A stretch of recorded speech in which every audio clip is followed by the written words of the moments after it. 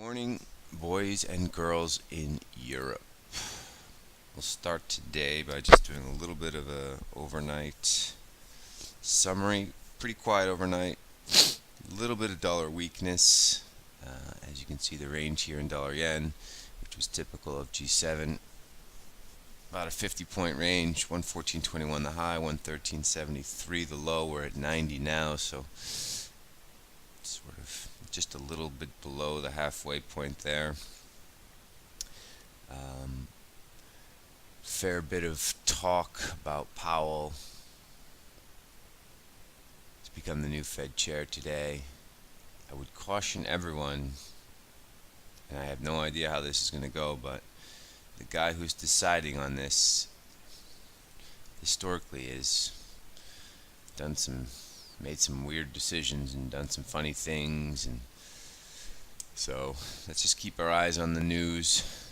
Obviously, if Taylor gets picked, or Kashkari, or Powell, or I don't know, Gonzo the Clown, whoever he picks, if it's not Powell, this will be quite market moving. I think Powell is now priced in, but gotta watch the tape for this one, because God knows what's going through Trump's head on any given second. Anyway, dollar yen's important again. As we talked about, this is very similar to that head and shoulders pattern in euro, in the fact that every single market participant is looking at this. There's evidence that there's risk up top, derivative risk. Now we have this long term descending trend line, as you can see from the top here, combined with this horizontal, combined with derivative risk, combined with the fact that every single person in the world is looking at this chart. This is something that you have to keep an eye on. Elsewhere, we have the BOE today. The cable chart's not super interesting. The euro sterling chart is more interesting. You see this daily configuration here. Prices through 83 will confirm a reversal of this recent pound strength. A lot of people are talking about a one-time rate hike, and then, pressure from Brexit will force these guys either to lower rates again or just sit there at 50 basis points. So let's hear what they have to say. Let's have a look at whether it's 7.2 or 6.3. And I do favor pound weakness today after the rate hike. But that's in a few hours, so we'll come back to that for the New York Open. What else do we have that's important? Dollar Swiss printed 40 again last night, so now that's kind of a double top if you break it down. This is the neckline on the downside, 99.40. I don't even know why I show you these charts, because dollar Swiss is so ridiculously hard to trade these days, but technically speaking, that looks pretty sweet. God bless you if you want to try and trade it.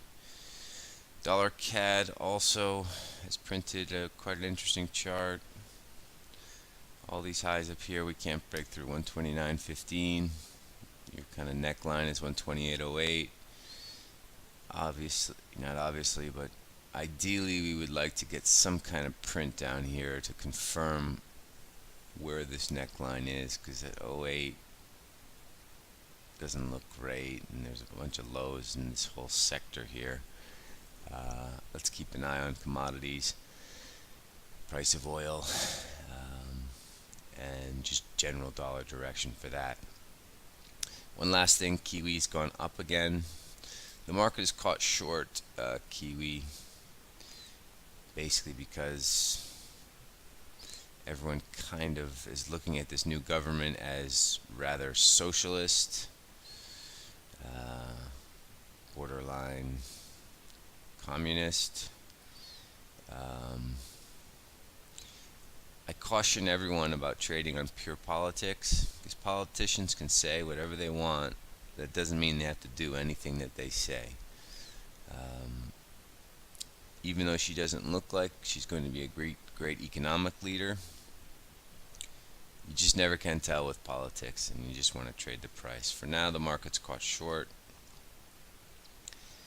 I would not be surprised if we trade back up to sort of 70.30 or even 70.55, even though the picture on paper looks bearish.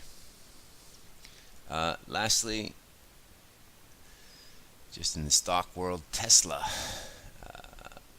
Earnings last night, terrible, down 5% in the overnight.